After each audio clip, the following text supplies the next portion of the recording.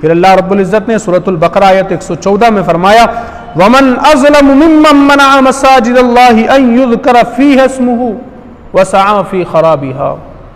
फरमाया, और उससे बढ़कर जालिम कौन जो अल्लाह की मस्जिदों को रोके उनमें नाम खुदा लिए जाने से।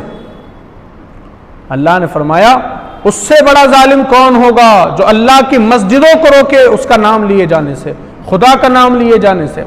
दरअसल जब रोम के ईसाइयों ने यहूदियों पर हमला किया तो चूंकि उस वक्त बैतुल मुक़द्दस यहूदियों के कब्ज़े में था, जब रोम के ईसाइयों ने यहूदियों पर कब्ज़ा किया और बैतुल मुक़द्दस पर कब्ज़ा किया तो उन्होंने क्या किया, बैतुल मुक़द्दस के अंदर जो मुक़द्दसात थे उन तमाम को तबाह कर दिया।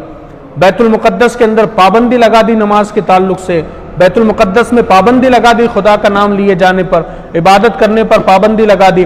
बैतुल मुक़द्दस के अंदर खिंजीर बांधे गए, बैतुल मुक़द्दस के अंदर घोड़े और गधे बांधे गए, बैतुल मुक़द्दस के अंदर गलाजत ला करके डाल दी गई और बैतुल मुक़द्दस को हर तरह से इस तरह से पैक कर दिया गया कि कोई उसके अंदर दाखिल ना हो सके और कोई उसके अंदर जाकर के इबादत ना कर सके। और यही हाल कब तक रहा?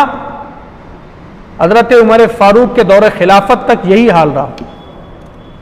दौरे फारूकी और दौरे उस्मानी के अंदर यही हाल रहा, तब तक ये हाल था।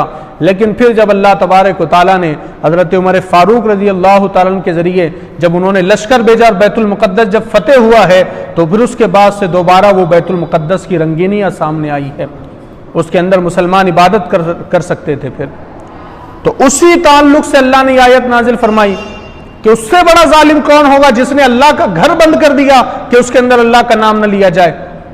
और इसकी दूसरी तफसीर भी है जो बयान की जाती है, वो ये है कि जब हुजूर रहमत आलम ने ऐलान नबूवत किया तो मुशरिकों ने हुजूर पर खाने काबा के दरवाजे बंद कर दिए।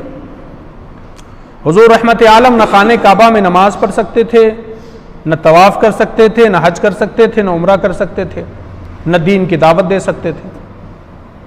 तो मुशरिकों ने यह किया। तो एक कौल यह भी है कि यह आयत करीमा उस वक्त नाजिल हुई उन लोगों के ताल्लुक से कि उन्होंने अल्लाह के घर को बंद कर दिया कि उसके अंदर अल्लाह का नाम लिया जाए। लेकिन अल्लाह ने क्या फरमाया? अल्लाह ने फरमाया, फी हस्मुहु व सआ फी खराबिहा, और उनकी वीरानी की कोशिश करे। चाहे अल्लाह का नाम ना लिया जाए मस्जिद के अंदर, खुदा के घर में, उस पर पाबंदी लगा दी गई और अल्लाह के घर को वीरान करने की कोशिश कर रहे ये लोग। तो अल्लाह ने कहा वसआ फी खराबिहा, उसकी वीरानी के लिए कोशिश करते हैं। लेकिन अल्लाह ने आगे फरमाया, उलाइका मा कान लहुम अन यदखुलूहा इल्ला खाइफीन, उनको न पहुंचता था कि मस्जिदों में जाए मगर डरते हुए। उनकी कोशिश थी कि वो मस्जिदें बंद हो जाए और उनका यह मकसद था। लेकिन अल्लाह रब्बुल इज़्ज़त ने क्या फरमाया, अन यदखुलूहा इल्ला खाइफीन, मस्जिदों में जाए मगर डरते हुए। अब यहां पर जो बात है इसमें दो पहलू है। एक तो यह कि काफिर ये चाहते थे कि मुसलमान डरे उनकी मस्जिदों में जाने से, और आज का जमाना वही है, आज के दौर में वही हो रहा है।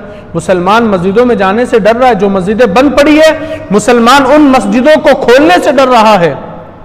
जिन मस्जिदों में ताले लग गए हैं, चाहे हुकूमत ने लगाए हो, चाहे मोहल्ले के कुछ गैर मुस्लिमों ने लगाए हो, मुसलमान अपनी मस्जिदों को खोलने से डर रहा है, उसमें अजान देने से डर रहा है, उसमें नमाज पढ़ने से डर रहा है। हालांकि डर ऐसा नहीं होना चाहिए था, किसी और की वजह से अपने दिल में डर नहीं आना चाहिए था, बल्कि अल्लाह ने जो फरमाया अयदखुलूहा इल्ला खाइफीन, जब मस्जिद में दाखिल हुए तो डरते हुए दाखिल होना,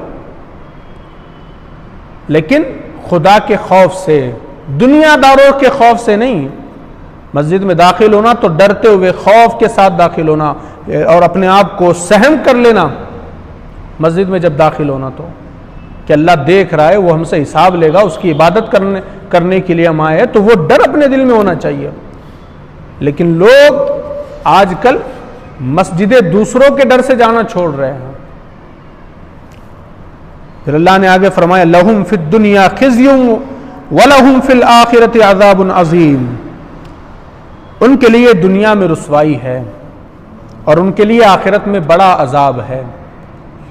अब जब ईसाइयों ने यहूदियों पर हमला किया था और मस्जिद को बंद कर दिया, बैतुल मुक़द्दस को, तो अल्लाह ने फरमाया लहुम फिद दुनिया खिज़्युम व लहुम फिल आखिरति अज़ाबुन अज़ीम, दुनिया में रुसवाई, आखिरत में अजाब। और अल्लाह ने किया वो।